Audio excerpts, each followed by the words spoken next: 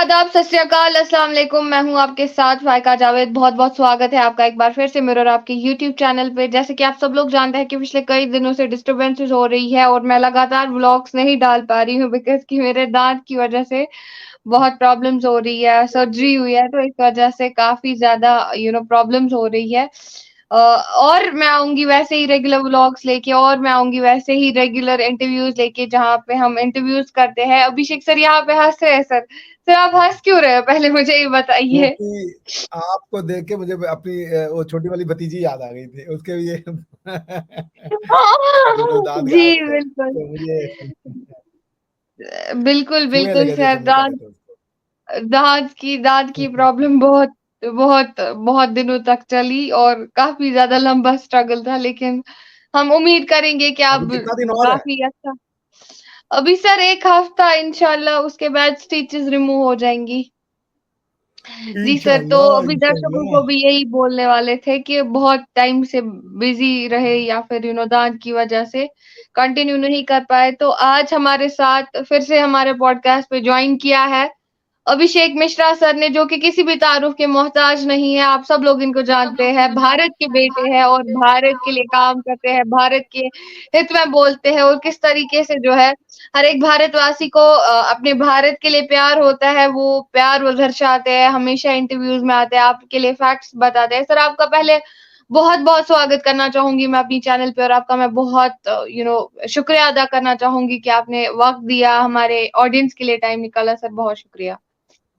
Always a pleasure to be with Faika, you like a sister to me. और अब तो मेरी भतीजी की तरह हो गई हो, तो it's a pleasure to be with you. Thanks for inviting me. Thank you so much sir कि आप आते हैं, टाइम निकालते हैं, आपका बहुत शुक्रिया। वैसे सर जिस मुद्दे पे आज हम बात करना चाहेंगे वो कनाडा का मुद्दा काफ़ी आप दिनों से मतलब उसपे काफ़ी चर्चाशाही हुई। लेकिन वहीं अगर दूसरी तरफ से हम बात करेंगे कश्मीरी लोगों की क्या राय दही थी और उसमें पाकिस्तान की क्या मुदाखलत थी, आप भी जानते होंगे। पाकिस्तान तो हर बारी जो है भारत की तानाशाही में पीछे पीछे रहता नहीं है, हमेशा जो है आगे-आगे रहता है। तो वहीं अगर हम बात करें कि कश्मीरी एक एक्टिविस्ट है, हर बारी कश्मीरी लोग जो है मुख्तलिफ अंदाज से लोगों को अवेयर करने की कोशिश करते हैं। और कश्मीरी एक्टिविस्ट एक है तस्लीमा अख्तर उनका नाम है। उन्होंने भरपूर तरीके से बयानबाज़ी दी है कि जम्मू कश्मीर में कैसे हालात है और पीओजे के और पाकिस्तान के लोग किस तरीके से जम्मू कश्मीर में टेररिज़्म फैलाने की भरपूर कोशिश कर रहे हैं। चाहे पिछले एनकाउंटर की अगर हम बात करें तो वहाँ पे 4 लोग मारे गए थे, हमारे 2 सीओज़ शहीद हुए थे, हमारे एक डीवाईएसपी शहीद हुए थे और उसके बरक्स और भी शहीद हुए थे। तो आप भी जानते हैं कि कश्मीर वैली में टेररिज्म फैलाने में पाकिस्तान का बहुत बड़ा हाथ रहा है और कहीं न कहीं आज जब टेररिज्म खत्म हो रहा है तो पाकिस्तान फिर से अपने दहशतगर्दाना इरादे जो है कश्मीर वैली पे आज़माने की भरपूर कोशिश करता है। हमारे 4 लोग शहीद हो गए सर। सर आपका क्या रवैया है पीओजेके को लेकर के आज वहाँ पे जिस तरीके से प्रोटेस्ट्स हो रहे हैं और जिस तरीके से कश्मीरी लोग बयानबाजी दे रहे हैं सर, कब तक चलेगा ये टेररिज्म, कब तक चलेगी पाकिस्तान की ये जो छोटी-मोटी नाकाम, वैसे तो हमारी सेना इनको नाकाम बना रही है, लेकिन आपको क्या लगता है कब तक ये चलेंगी? पाकिस्तान के पास बेटा अब इसको अफोर्ड करने का ना कोई वो चारा बचा नहीं है। अब जी सर। दिक्कत ये पाकिस्तान क्या है बेटा, इसको समझना बहुत जरूरी है। पाकिस्तान हुँ, अब एक स्टेट नहीं रह चुका है। एक स्टेट होता है कि जिसमें गवर्नमेंट होती है, उसके बाद सारी पावर होती है और सारी चीजें उसके कंट्रोल में रहती हैं। इसको रिट कहते हैं, ठीक है ना। हुँ, उसकी आर्मी, उसका police force, revenue authority, district authorities और लोग जो हैं वो स्टेट के रिट के अंदर में रहते हैं। जो स्टेट चाहता है वही रहता है। कोई अगर स्टेट के उसको चैलेंज करने की कोशिश करता है तो उसको फिर पनिशमेंट देकर ठीक कर दिया जाता है। ये एक नॉर्मल स्टेट की व्याख्या है। It is the normal definition of a state. हुँ, पाकिस्तान में बेटा कोई एक ऐसी शक्ति है ही नहीं जो कि पाकिस्तान कही जा सके। पाकिस्तान की गवर्नमेंट आपको भी पता है बेटे, नाम निहात की गवर्नमेंट है। पाकिस्तान की आर्मी एक पावर है। पाकिस्तान का जो उलेमा का हजरात है या जो उनका क्लेरिक है वो एक पावर है। पाकिस्तान में अब जो ये आईएसआई एक पावर है, टीटीपी एक पावर है। तो ये सब पाकिस्तान है बेटा। तो यदि पाकिस्तान की गवर्नमेंट ये चाह भी जाए, मान लो कोई एक इलेक्टेड गवर्नमेंट आए और वो ये चाह जाए कि अब हम हिंदुस्तान के साथ जो है वो पीस करना चाहते हैं और भारतवर्ष अब हमारे साथ युद्ध नहीं करेगा या भारतवर्ष के साथ अब हमें अच्छे संबंध चाहिए, ये उनके हाथ में अब रहा नहीं है। उन्होंने पाकिस्तान को जस्टिफाई कराने के लिए लोगों के दिमाग में हाई टेस्टोस्टेरोन या हाई डोज ऑफ एंटी इंडियनिज्म या एंटी भारतवर्ष जो है वो लोगों को सिखा दिया है। उसको रिवर्स करना अब उनके हाथ में नहीं बचा है। जैसे जब उन्होंने तालिबान बना दिया, मगर अब तालिबान को कंट्रोल करने की क्षमता उनके हाथ में नहीं है। तालिबान बना तो दिया आपने जब रशियन इन्वेजन हुआ तो, बट आज आप तालिबान को कंट्रोल कर पा रहे हो ना, तो आप अफगानी तालिबान को कंट्रोल कर पा रहे हो ना, तो आप टीटीपी को कंट्रोल कर पा रहे हो। रोज एक नई तंजीम खड़ी हो जाती है, लश्कर तैयबा, जैश ए मोहम्मद और पता नहीं क्या क्या। तो एक पाकिस्तान बेटा को एक even politically there is no one Pakistan. कुछ बड़े मॉडरेट टाइप के लोग हैं मगर वो फिर भी एंटी भारत है। तो पॉइंट ये है कि आप का प्रश्न कि क्या पाकिस्तान इसको रोकेगा, प्रश्न है कि वो चाह के नहीं रोक सकते। अरे वो चाह करके टीटीपी को रोक के दिखा दें यार।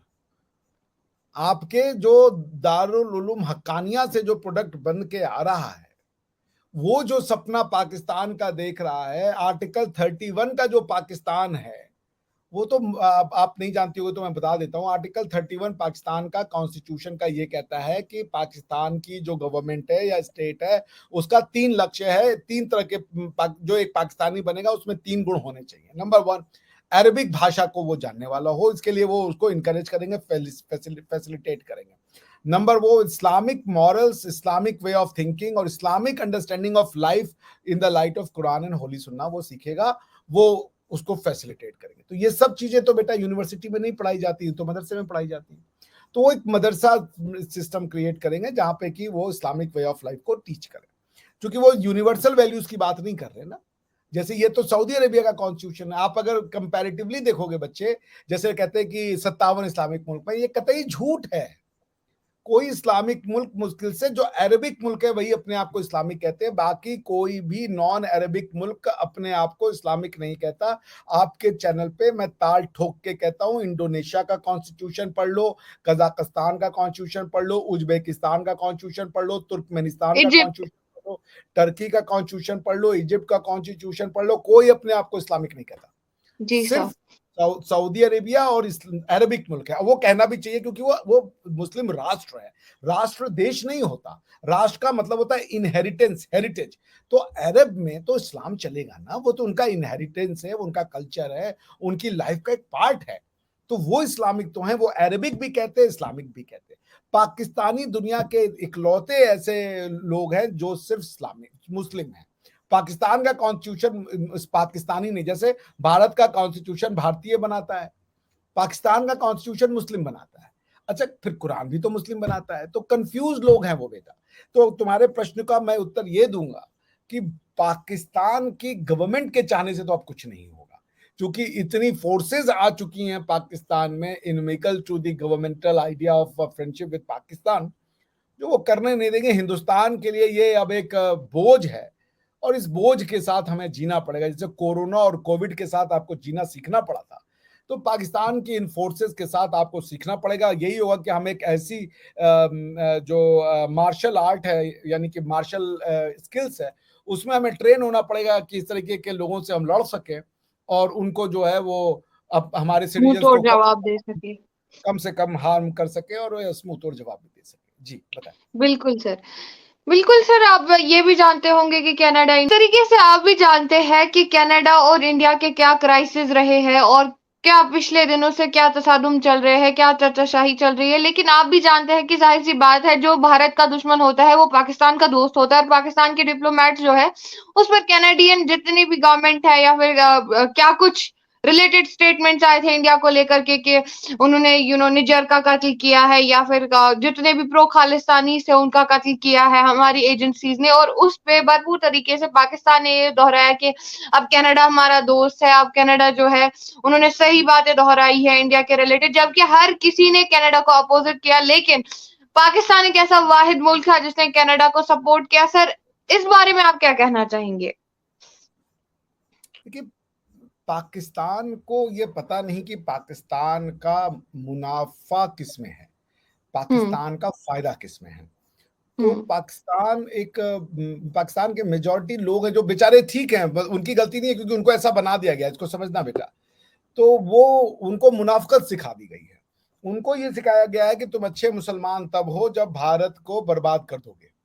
तो हम्म। गजवाए हिंद का इकलौता जो आज की डेट में चैंपियन है वो वही है। क्योंकि भाई सऊदिया के जो प्रिंस है मोहम्मद बिन सलमान, वो तो आके झप्पी पार रहे मोदी जी को। भाई मोदी का जो यार है वो गद्दार है पाकिस्तान के हिसाब से। मोदी का यार तो भाई वो ये तो नहीं बोले कि जो पाकिस्तानी मोदी का यार है, वो तो कोरे जो भी मोदी का यार है वो गद्दार है, वो गद्दार है। तो भाई उनके हिसाब से इस्लामिक उम्मा है, यानी इस्लाम एक कॉन्सेप्ट है, सारे मुसलमान एक है। तो उनके हिसाब से जो मोहम्मद बिन सलमान हैं वो गद्दार हैं क्योंकि वो मोदी के यार हैं। उनके यहाँ से जायद बिन अल नहयान जो हैं, जो कि प्रिंस हैं, क्राउन प्रिंस हैं यूएई के, वो भी गद्दार है क्योंकि वो बेचारे मोदी के यार हैं। अल सीसी हम्म। जो है इजिप्ट वाले, वो भी गद्दार हैं क्योंकि वो भी मोदी के यार हैं। तो सब कोई गद्दार है पाकिस्तान के लिए। पाकिस्तान को अपना मुनाफा नहीं पता, वरना जो कंट्री एक वर्ल्ड पावर बनने वाली है, जिसको लेके दुनिया में ये सारी के सारी थिंक टैंक्स ने कह दिया और आज से 10-20 साल से कह रहे हैं कि आने वाली सदियां भारत की होंगी। भाई इकोनॉमिक पावर तो इन चाइना, अमेरिका और इंडिया, ये टॉप 3 इकोनॉमीज होंगी, मगर कोई नहीं कह रहा कि आने वाला जो सेंचुरी है it will belong to China. No one is saying that आने वाला century will belong to America, but every think tank is saying that आने वाला century will belong to us, India.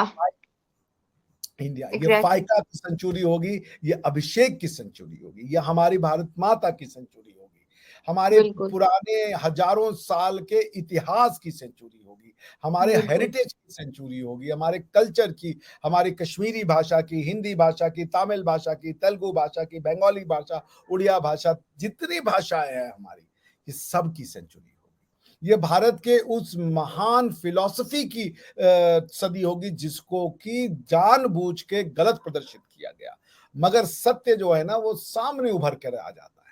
तो भारत की फिलॉसफी मानवता की फिलॉसफी है। अच्छा, जब फाइका ये भी जान लो बेटा, जब हमारी सेंचुरी होगी इसका ये मतलब नहीं होगा कि कोई हमसे छोटा होगा।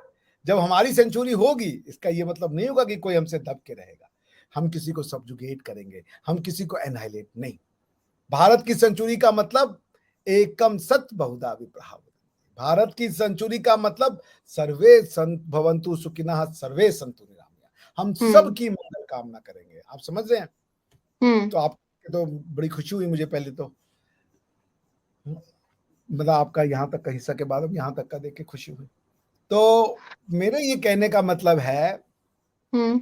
फाइका कि ये जो पाकिस्तानी है, जी। इतने मूर्ख लोग हैं कि तुम्हारे बगल में एक सुपर पावर बन रहा है और जिसके साथ बाकी सारी एग्जिस्टिंग सुपर पावर खड़ी होने को तैयार है।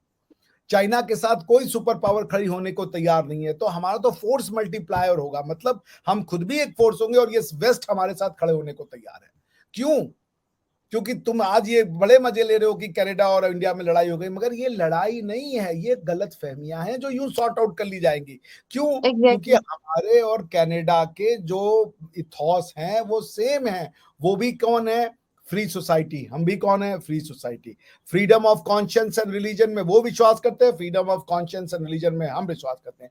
वो अपनी जूडो क्रिश्चियन ट्रेडिशन को लेकर प्राउड फील करते हैं, हम भी अपनी पुराणिक वैदिक और पौराणिक जो पुराणों की जो हमारी परंपरा है उस पर हम भी प्राउड फील करते हैं।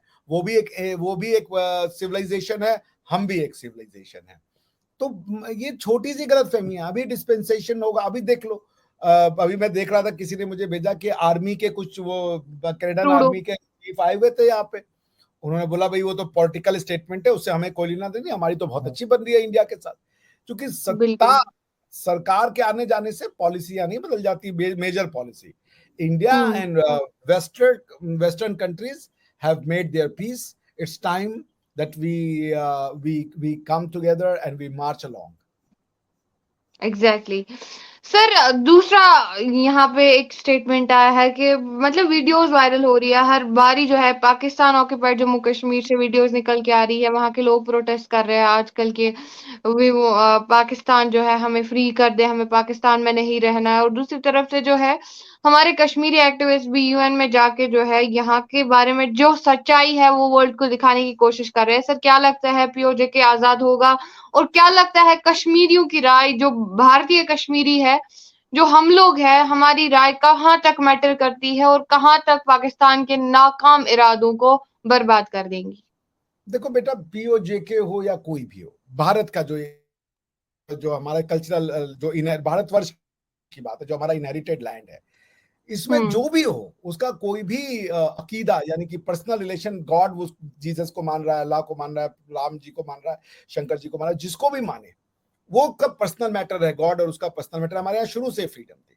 उसके अलावा वही भारत को मानेगा जो भारत की एंशियंट परंपरा को मानेगा, भारत के जी एंशियंट सर। कल्चर को मानेगा। आप अगर इसको डिनाई कर दोगे तो हम आपको लेके क्या ही कर लेंगे। हम्म। इंसान को जो, जब तक पीओजेके के लोग इस बात को एक्सेप्ट करने के लिए नहीं तैयार होंगे कि भारत का मतलब उसकी पौराणिकता, उसका पुरातन, उसका हिस्ट्री, उसका कल्चर, उसके जो मंदिर, उसका जो उसके जो त्योहार, ये सब है। आपको इन सब को आपको ये नहीं करना है कि आप अपनी आइडेंटिटी छोड़ दें। आपको अल्लाह से प्यार है, आप अल्लाह से प्यार करें, लेकिन आप अपना कल्चर तो भारतीय बनाएं। जैसे मैं बता दूं बेटा, मैं कजाकिस्तान में रहा हूं, वहां पे आप विश्वास नहीं करोगे, ईद की छुट्टी नहीं थी और ना मुझे किसी ने विश किया, मगर नवरोज की छुट्टी थी। मैं ये नहीं कह रहा हूं कि ईद की छुट्टी मत करो, करो, मगर वो अपने कजाक आइडेंटिटी पे प्राउड महसूस करते हैं, अपनी हजारों वर्ष की कल्चर में नवरोज को, क्योंकि वो जो आज का ईरान है उसके साथ वो शुरू से जुड़े रहे, वो एक पाथ है, नेचुरल पास है। जब उसको देखोगे तो समझ में आता है कि वो एक कल्चरल वो रहा है, जैसे अजरबैजान में जो आर्मेनियन और ये सब ईरानियन एक इन्फ्लुएंस था, पार्सियन, जोरोस्ट्रियन जिसको कहते हैं, नवरोज उन्हीं का त्योहार है। हम्म। तो वो हम्म। नवरोज, मेरे वीडियो पे जाओगी यूट्यूब पे तो उसमें तुम्हें वो वीडियो मिलेगा 1.5 मिनट का, खूब मस्त गाना, ये वो है, वो ग्रीटिंग्स उनकी अस्सलाम वालेकुम है, लेकिन गाने गा रहे हैं नवरोज के ऊपर, त्योहार हो रही है, लड़के लड़कियां छोटे छोटे कपड़े पहन के और घूम रहे हैं, खुशियां मना रहे हैं। और वो 8-8 फुट के कजाक से मिला मैं, 8-8 फुट के कजाक, मैं सीरियस बता रहा हूँ। मैं फोटो मैं उनके सामने मैं बच्चा लग रहा था, 5 फुट 7 इंच मेरी लंबाई है टोटल। तो पॉइंट ये है कि वो अपनी हिस्ट्री से प्यार करते हैं। वो नहीं कहते कि वो, उनसे पूछोगे किसी भी कजाक से ना, बोलते हैं yes we were basically nomadic people, हम इधर से उधर घूमते थे। वो अपना कुल्ट दिखाते, वो जो उनका टेंट होता है ना, हमारे यूनिवर्सिटी में एक कल्चरल वो नवरोज सेलिब्रेशन हो रहा था, उन्होंने वो हम्म। टेंट लगा, उस टेंट के अंदर दिखाया कि हम ये कपड़े पहनते थे, हम ऐसे लोग हैं। वो बच्चे, वो जो आए थे, वो जो बच्चे आए थे हम्म। वो नवरोज सेलिब्रेट करने, वो उन कपड़ों को पहन के आए। आप कैसे अपने कपड़े को धोखा छोड़ दोगे? आप समझ रहे हो? आप शर्ट पैंट पहनो, आप जो भी लिबास है वो पहनो, मगर धोती कुर्ता भी हमारी पहचान है। ये ओबियसली। यही तो इंसानी वो चीजें हैं ना। तो मैं कह रहा हूँ पीएजेके के लोग हैं या कहीं के जो भारतवर्ष के लोग हैं, वो आए भारत में, भारत उनका है, मगर वो भारत की जो आइडेंटिटी है उसको एक्सेप्ट करके आए। अगर वो आकर के कहेंगे नहीं भारत को तुम्हें हमें इस्लामिक राष्ट्र बना देंगे, तो फिर दिक्कत हो जाएगी। हमें इस्लाम से कोई प्रॉब्लम नहीं, इस्लाम बहुत अच्छा रिलीजन है, मगर लेकिन हर एक कल्चर की एक खूबी है कि वैल्यू है, भारत की करेक्ट, खूबी है कि सेक्युलरिज्म है यहाँ पे सर, बिल्कुल। यस। जी बताएं। देखो, सेक्युलरिज्म को समझना पड़ेगा, secularism is a different concept, लेकिन यहाँ पे हम्म। मतलब भारत को उसके भारतीयता के साथ अपनाइए, उसके त्योहारों को एग्जैक्टली। अपनाइए, उसके रंग को, उसकी भाषाओं को, उसकी विविधता को, उसके उसकी सेलिब्रेशंस को। ये मेरे कहने का। जी एग्जैक्टली। बताएं। बिल्कुल। बिल्कुल सर, आपने बहुत सही बातें बोली और आपका आखिर पर मैं बहुत शुक्रिया अदा करना चाहूंगी कि आपने हमारे ऑडियंस के लिए टाइम निकाला और बातें फैक्ट्स पे बोली। और जिस हिसाब से कश्मीरी एक्टिविस्ट आगे आ रहे हैं, कश्मीरी जितने भी लोग हैं यहाँ पे आगे आ रहे हैं, मेरा ख्याल है कि सर जरूर रेवोल्यूशन आएगा और दुनिया को भी आज समझ आ ही गया है कि कश्मीर इज सेफ जोन। और जो यहाँ पे दहशत फैलाने की कोशिश कर रहे हैं वो बस सिर्फ और सिर्फ पाकिस्तान के यही गिनौने इरादे हैं ताकि वर्ल्ड को लगे कि कश्मीर में अभी भी दहशत है, कश्मीर में अभी भी टेररिज्म है। लेकिन हर बारी जो है कहते हैं ना वो जिसका वो नीयत काली होती है, उनके इरादे जितने काले होते हैं, उन शैतानी कामों को अल्लाह ताला या फिर भगवान या फिर वाहिगुरु या फिर जीसस कभी उनका साथ नहीं देते हैं। तो एग्जैक्टली। आपका बहुत शुक्रिया वक़्त देने के लिए, आपने हमारे ऑडियंस के लिए टाइम निकाला, आपका मैं अगेन शुक्रिया अदा करना चाहूँगी और ऐसे ही पॉडकास्ट से मिलते रहेंगे और डिस्टर्बेंसेस जितनी भी है मैं भरपूर कोशिश करूंगी कि रोज ऐसे ही पॉडकास्ट आप तक पहुंचाने की भरपूर कोशिश करूं और आपका भी बहुत शुक्रिया कि आप हमें बहुत ज्यादा सपोर्ट करते हैं। Thank you so much. ऐसे ही मिलते रहेंगे, तब तक के लिए जय हिंद, जय भारत, जय Kashmir. Thank you sir. Vande Mataram.